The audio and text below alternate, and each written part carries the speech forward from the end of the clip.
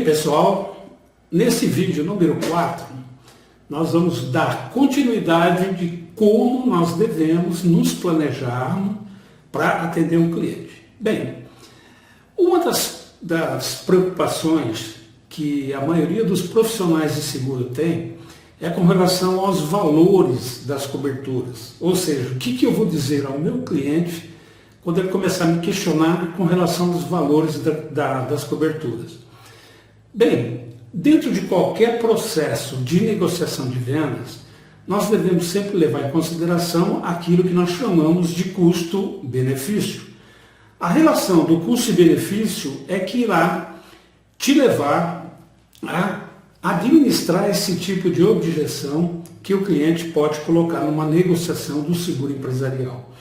Por exemplo, se o cliente disser assim para você, não, mas a cobertura de quebra de vidro, ela está um pouquinho salgada. Não é, tá? Mas vamos supor que ele coloque isso aí. Está um pouquinho salgado o valor da cobertura.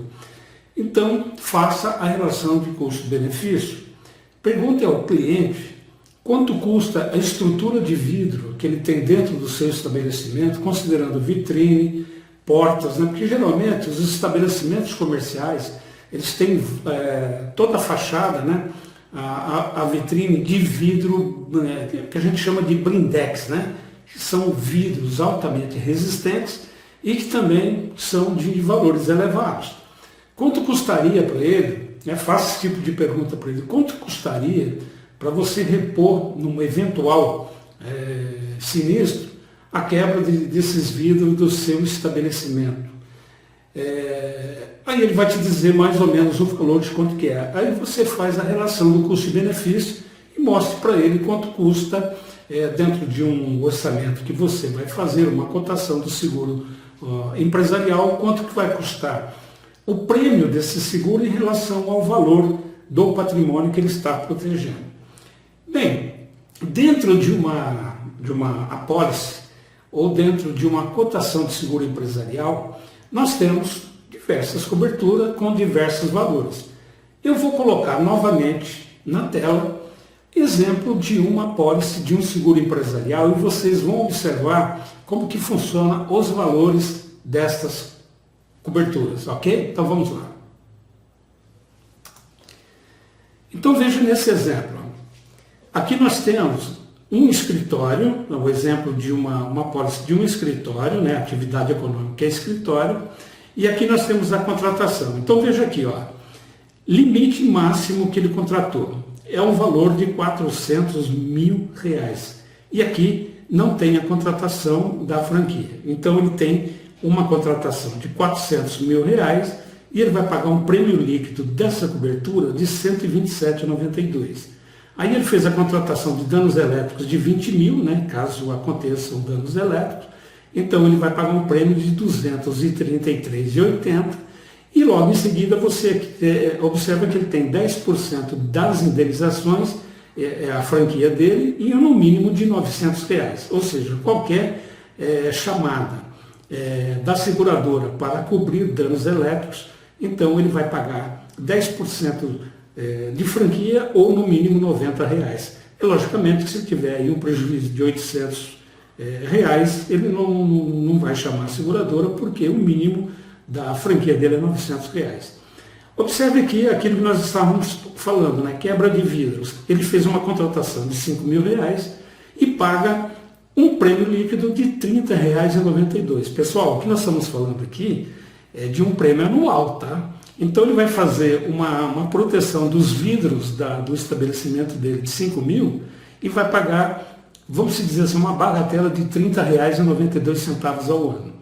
Aí você tem anúncio luminoso. Então ele entendeu que o anúncio luminoso dele custa R$ 5 mil e ele fez aqui uma cobertura de R$ 37,71. Então olha o preço dessa cobertura. Fez a cobertura de 5 mil, vai pagar R$ 37,71.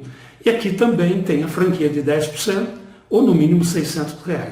Mas se ele tem um luminoso de 5 mil e vier a perder o luminoso, então ele tem 4.400, né? Considerando que ele vai pagar o mínimo de R$ 600.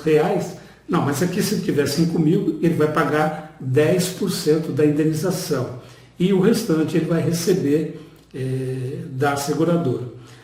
Olha aqui o que ele fez. Ele fez uma contratação de subtração de bens. Então aqui ele está garantido com R$ 20.000 e está pagando um prêmio líquido de R$ 114,10. E aqui ele não tem franquia. A recomposição do documento, olha, R$ 5.000, pagando uma bagatela de R$ 12,37. A perda de aluguel que ele pode contratar, assim como é o do residencial aqui, ele também pode fazer essa contratação, ele vai pagar R$ 12,37. Olha como que é baratinha essas coberturas. A responsabilidade civil de R$ 50.000, olha só, vai pagar só R$ 46,37. Aqui ele também tem uma franquia de 10% da indenização com mínimo de R$ 500. Mas veja como é barata a contratação dessas coberturas. Olha o impacto de veículo terrestre ou aéreo. R$ 20.000 ele tem de cobertura e o prêmio líquido de R$ 9,14. Olha só que interessante como é barata essa cobertura. Depois ele tem o vendaval, furacão, ciclone, tornado ou queda de granizo. Ele tem também aqui uma cobertura de 40 mil contratada, onde ele vai pagar R$ 115,13. Então observe, se você somar todas essas coberturas, você vai ver que vai chegar aí em torno de uns 600, 700 reais. Então é muito barato, isso é por ano. Então é muito barato a contratação de uma pólice de seguro, ok? Então, pessoal, esse é um exemplo de uma contratação, de uma cotação do seguro empresarial.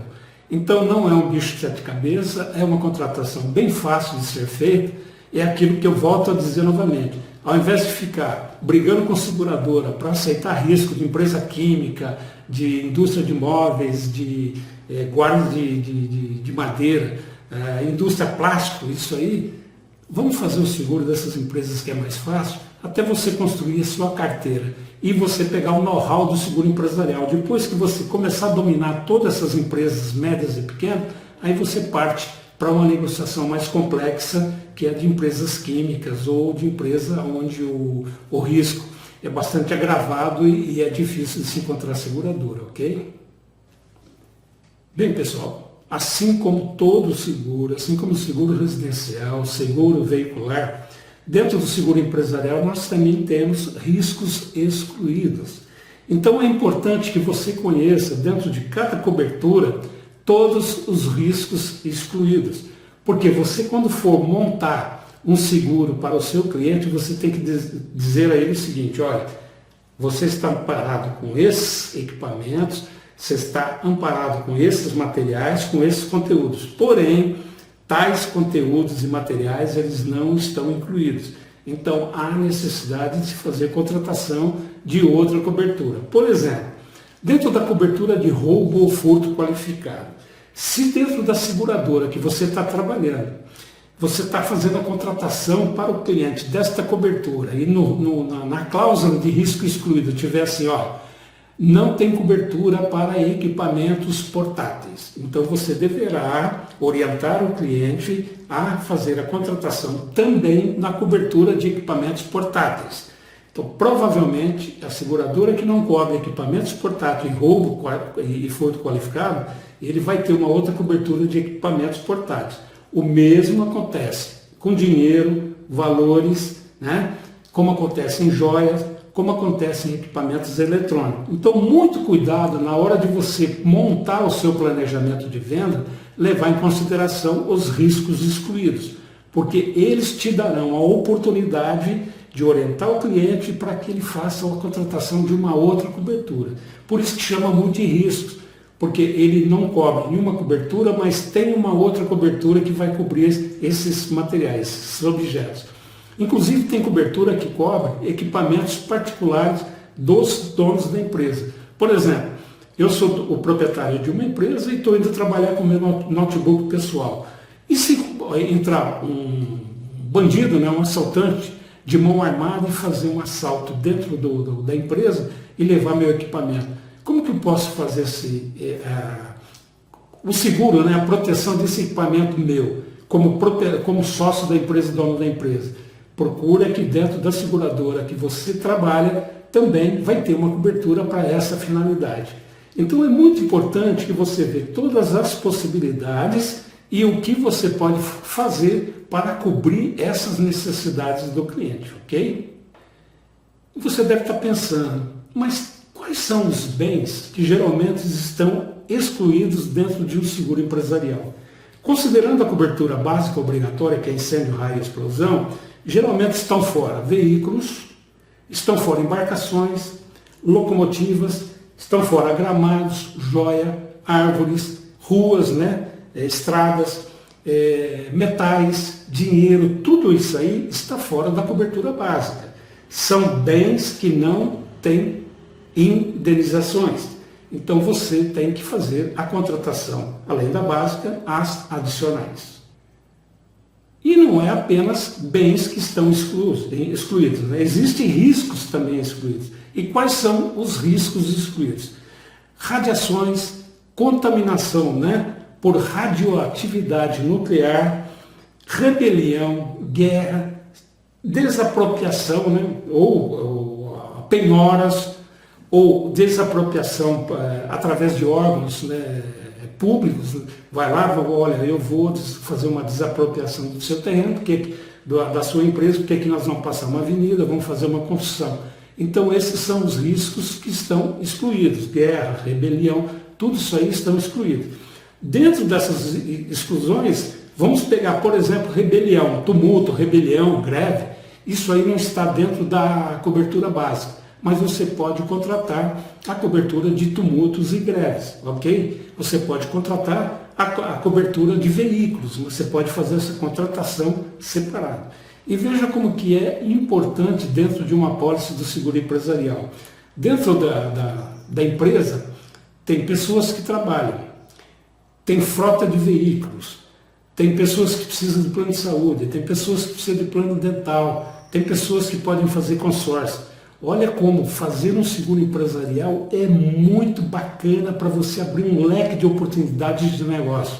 Então, se você fizer um seguro empresarial bonitinho, caprichado para o seu cliente, de uma forma bastante profissional, lá dentro você vai ter, você vai pescar dentro do seu próprio aquário. Ou seja, você vai você vai angariar novos seguros dentro da empresa onde você está fazendo o seu seguro empresarial. Olha que bacana. Você pode oferecer um plano de saúde para o funcionário, uma pólice coletiva de seguro, de vida, de acidentes pessoais, da frota de veículos da empresa. Olha que bacana que é trabalhar com seguro empresarial. É uma baita área de oportunidade.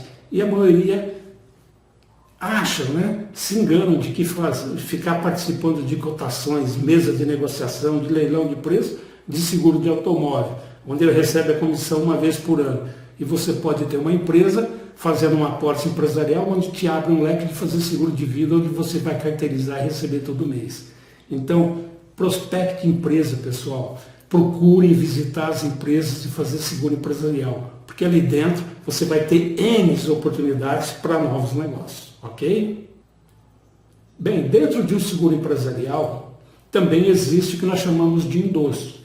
Qualquer modificação da empresa, mudança de endereço, mudança de estrutura, compra de equipamento novo, venda de equipamento, ou seja, qualquer alteração que vai infringir naquilo que foi acordado em um contrato de seguro empresarial, o seu cliente deverá te comunicar para ser feito um endosso. Então, olha como é importante você não abandonar o seu cliente depois da apólice assinada. A apólice não, o contrato assinado e a apólice emitida.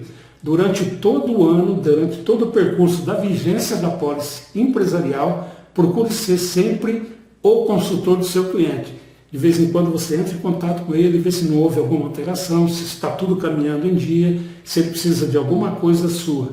Porque dentro do seu aquário tem muitas oportunidades, ok? Outro detalhe no seguro empresarial é com relação à reintegração do capital segurado.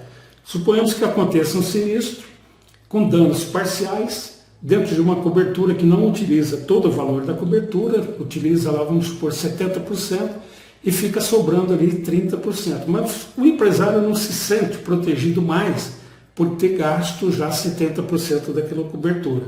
Ele pode chegar em você e dizer assim: como que eu faço para reintegrar esse capital novamente? Eu posso fazer isso? Claro que pode. Mediante a uma negociação, junto com a seguradora, esse capital poderá ser reintegrado e, logicamente, vai ter uma atualização do prêmio. Ele vai pagar um prêmio da diferença da reintegração desse capital segurado, mas ele pode atualizar novamente o seu capital segurado, ok? Então a reintegração do capital pode ser feita diante de uma negociação com a seguradora, ok? Para você entender melhor, vamos pegar um exemplo aqui de uma condição geral que eu peguei de uma seguradora. Então vamos para a tela. Então veja aqui o exemplo de reintegração do capital. Reintegração ou redução do limite máximo de responsabilidade. Está aqui, ó, o 21.1 deste contrato. Durante o prazo de vigência desse seguro, o limite máximo de indenização será automaticamente reduzido a partir da data da ocorrência do sinistro, do valor de toda e qualquer indenização que vier a ser efetuada, passando a limitar-se ao valor remanescente, ou seja, o saldo, não tendo o segurado o direito à restituição do prêmio correspondente àquela redução. Lógico, aqui reduziu porque houve um sinistro e foi pago o sinistro. Bom, no 21.2, vocês observam que o limite pode ser reintegrado em caso de sinistro parcial por acordo entre as partes, e mediante a cobrança do prêmio adicional calculado a partir da data da ocorrência do sinistro até o término de vigência do contrato. Vocês entenderam como funciona? Então, reintegração pode ser feita tanto para cima como para baixo, ok? Então, pessoal, é muito importante se preparar para vender. Aqui, vamos colocar uma analogia que eu acho muito interessante dentro da comercialização de seguros. Por exemplo, um jogador de futebol, quantos dias ele joga por semana? 2, né? Geralmente no domingo e na quarta. Ou na quinta ou no sábado, dependendo da série, né? Ou ele joga na quinta ou até na segunda-feira, que é a Série B. Mas geralmente ele joga dois dias, que é 1h30, né, 45 minutos no primeiro tempo, 45 no segundo tempo, mas ele trabalha 2 dias por semana. O que ele faz nos outros 5 dias da semana? Ele treina. Ele treina estratégia, técnica de jogo, ele treina chute a gol, o goleiro treina a defesa, o técnico treina as estratégias de como trabalhar no 4-4-2 ou no 4-3-1, ou seja, ele joga 2 dias por semana e treina os outros 5. Por que não seguir esse exemplo? Não nessa mesma proporção, mas não seria interessante, legal, a gente se preparar antes, treinar antes de entrar em campo, ou seja, antes de visitar um cliente, estudar direitinho as coberturas, montar um planejamento para cada tipo de empresa antes de sair visitar o cliente? Vou te ensinar a fazer isso no vídeo número 5, ok? Então, te encontro no vídeo número 5. Até lá.